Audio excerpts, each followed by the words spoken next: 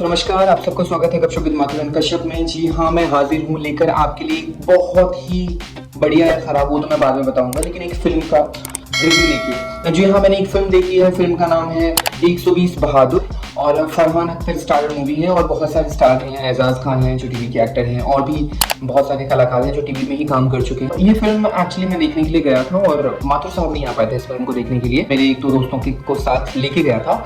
Although पूरी theatre में मैं आपको बताना चाहूंगा कि पूरी थिएटर में सिर्फ 10 से 15 लोग थे।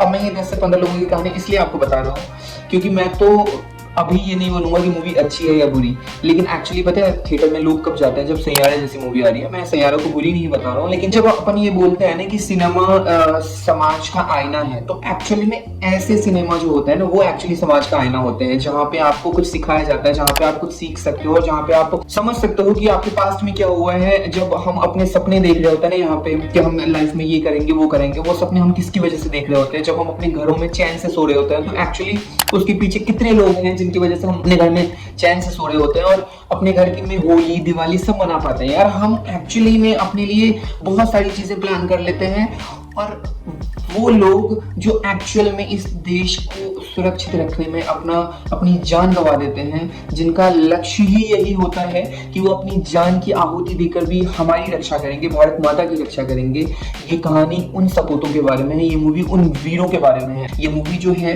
वो 120 उन जाबाज उन बहादुरों के नाम है जो जिन्होंने अपनी जिंदगी की कुर्बानी भारत माता की गोद में सो गए जस्ट बिकॉज ऑफ कि हमारे देश की रक्षा हो पाए। जो लोग सिर्फ इसलिए मूवी थिएटर में जाते हैं जिनको सिर्फ एंटरटेन होना है, तो ऑब्वियसली ये मूवी उन लोगों के लिए नहीं है। लेकिन अगर आपको सच में कुछ सीखना है और अपने देश के लिए आपको थोड़ा सा प्यार जगाना है और आपको देखना है कि यार आपके पास में क्या होता है, आपको इतिहास से थोड़ा सा भी लगाव है और आपको एक्चुअल में जानना है कि हमारी धरती पे कितने वीर हुए हैं जिनको लीड रोल में रखा गया है, जो शैतान सिंह की भूमिका निभा रहे हैं फरहान अख्तर। और जिस शैतान सिंह के बारे में इस फिल्म में बताया गया है, आई मीन बहुत सारे लोगों को नहीं पता होगा, डेफिनेटली मुझे भी बहुत टाइम तक नहीं पता था जब तक मैं राजस्थान नहीं आया था। राजस्थान में आया क्योंकि वो राजस्थान के थे इसलिए शायद मुझे पता चला, अदरवाइज मुझे नहीं पता चलता। तो ऐसे हमारी हिस्ट्री में बहुत सारे वीर रहे हैं जिन्होंने बहुत बहुत बहुत किया है इस देश के लिए, अपनी जान दे दी है, लेकिन लोगों को पता ही नहीं। तो एक्चुअली इससे ऐसे लोगों के बारे में लोगों को पता होना चाहिए, ऐसी मूवीज बननी चाहिए। किशन की जय बोलो, दादा किशन की जय, जो धड़ धड़ रास्ते में पत्थर बरसे जावे। नमस्कार, मैं हूं आपका दोस्त गौतम कश्यप और लेकर हाजिर हूं एक बहुत बढ़िया मूवी का रिव्यू। जी हाँ, बहुत ही बढ़िया मूवी का रिव्यू। मैंने स्टार्टिंग में ही बता दिया भाई, अगर तुम्हें सच में कुछ अच्छा देखना है, कुछ ऐसा देखना है जिससे तुम्हें लगे कि वैल्यू फॉर मनी, तो ये मूवी जाके देख डालो। मैं तुम्हें कहानी के बारे में बताऊंगा। कहानी कोई फिक्शनल स्टोरी नहीं है, कहानी एक रियल लाइफ स्टोरी है। शैतान सिंह और उस 120 जाबाज और बहादुर सिपाहियों की कहानी है जिन्होंने देश की रक्षा के लिए अपनी जान दे दी।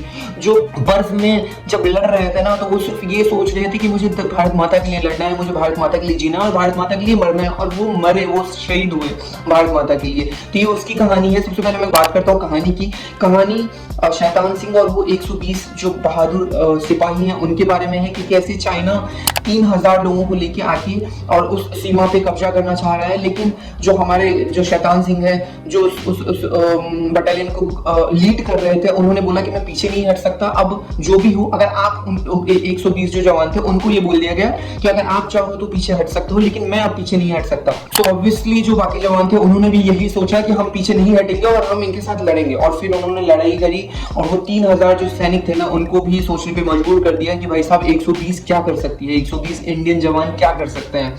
तो उन्होंने धूल चटाई भाई।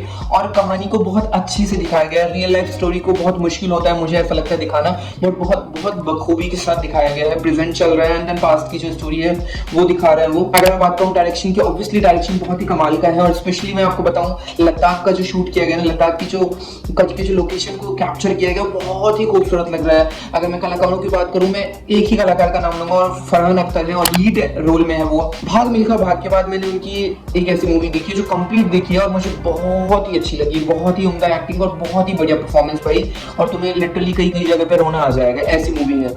और अगर मैं बीजीएम की बात करूं तो बीजीएम यार ओके था। ऑब्वियसली ऐसा कोई भी गाना नहीं है जो थिएटर में निकलने के बाद भी तुम्हें याद रहे या जिससे तुम गुनगुनाना चाहो, लेकिन जब आप मूवी देखोगे तो उसके साथ आपको ओके सा लगेगा, लेकिन बहुत इंप्रेसिव नहीं था। बहुत ही ऐसा नहीं था कि कुछ आपको याद रहे और 15 अगस्त और 26 जनवरी में आप ऐसा सुनो जो मुझे एक्सपेक्टेशन थी कि ऐसा होना चाहिए, क्योंकि देशभक्ति गाने बनने ही बंद हो गए। मूवीज तो फिर भी बन जाती है लेकिन गाने बनने बंद हो गए। परफॉर्मेंस सारे कलाकारों की अच्छी है, बहुत बढ़िया, सबने किया है, जितनी भी एक्टर्स हैं। फरहान अख्तर की वाइफ की जिन्होंने भूमिका निभाई है, बहुत छोटा सी रोल है बट सबने बहुत ही इंप्रेसिवली काम किया है और आपको मजा आएगा देख के सबका ही काम। अब इसमें एक कैरेक्टर का नाम लेना चाहूंगा जो कि बहुत ही अच्छा लगा मुझे एक्चुअली, जो एक रेडियो ऑपरेटर की भूमिका निभा रहे हैं, उनका नाम है स्पर्श वालिया।